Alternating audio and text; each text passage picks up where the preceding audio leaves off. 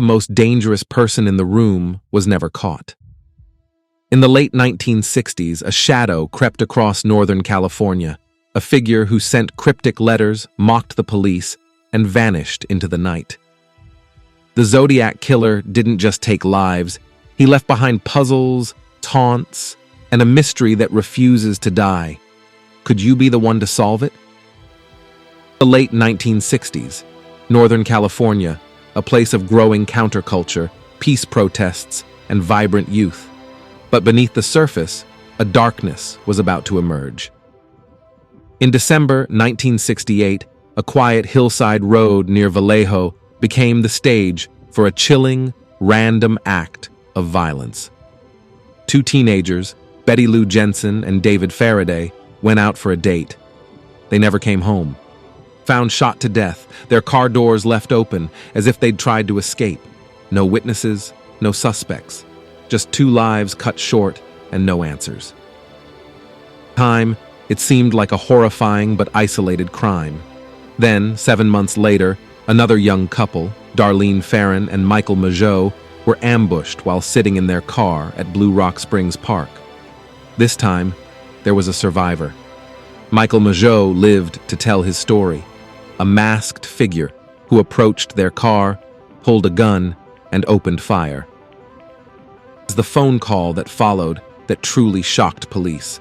The killer himself called, taking credit for both attacks.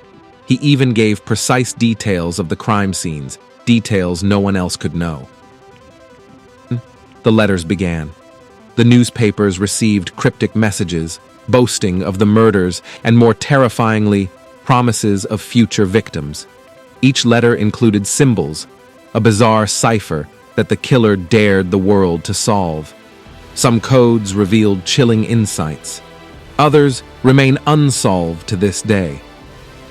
Police were outmatched. The killer was always one step ahead, vanishing into the night and leaving only fear in his wake. What drove him? Was it fame, control, or something even darker? Zodiac Killer wasn't just a criminal. He was a shadow that loomed over an entire region, casting paranoia and doubt wherever he struck. And yet, he left behind so much. A name, a symbol, a puzzle. Was it all part of a game? Or was it the ultimate mask to hide in plain sight? To understand the Zodiac Killer, we need to step into the timeline he created. It begins on December 20th, 1968, near Vallejo. Teenagers Betty Lou Jensen and David Faraday were parked on a quiet road. A car approached, and within moments, both were dead. The killer left no fingerprints, no witnesses, just silence. Forward to July 4th, 1969, another couple, Darlene Farron and Michael Mageau, parked at Blue Rock Springs. This time, the killer didn't disappear without a word. He called the police, gave directions to the crime scene, and claimed credit for both attacks. Who does that? Someone who craved recognition but thrived in shadows. September 27th, 1969, the terror escalated. Brian Hartnell and Cecilia Shepard were attacked in broad daylight at Lake Berryessa.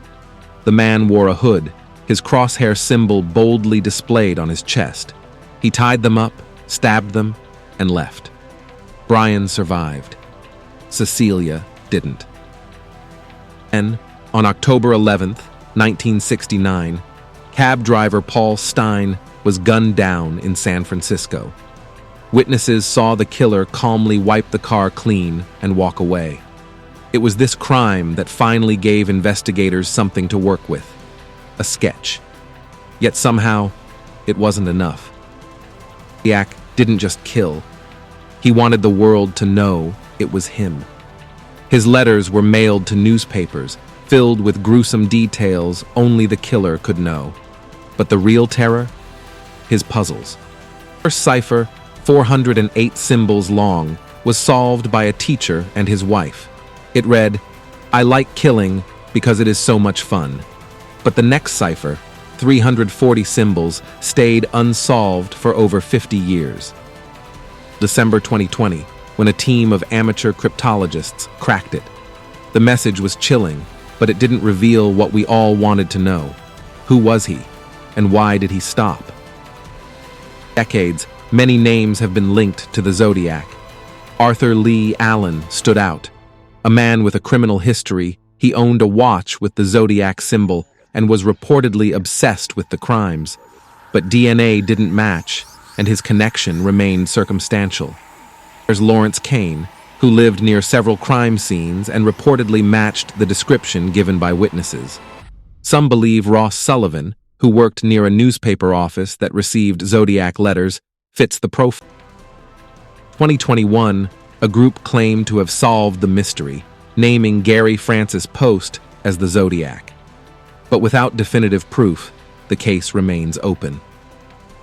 Zodiac didn't just murder his victims, he attacked our sense of safety. He was a killer who played games, not just with the police, but with the public.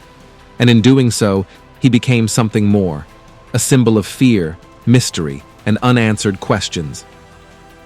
The case reminds us that not all puzzles have solutions, and some shadows remain untouched. Zodiac wanted to be remembered, and in that, he succeeded. But who was he? A man hiding in plain sight? A criminal who stopped or was caught for something else? Or someone who still watches as we try to put the pieces together? Found yourself staring at the Zodiac ciphers, wondering if you'd crack the code? Keep going. Keep asking questions. Because sometimes the answers we seek aren't just about the past, they're about understanding the minds that shaped it. Stay curious. Stay vigilant. And if this story gripped you like it did us, there's more waiting to be uncovered.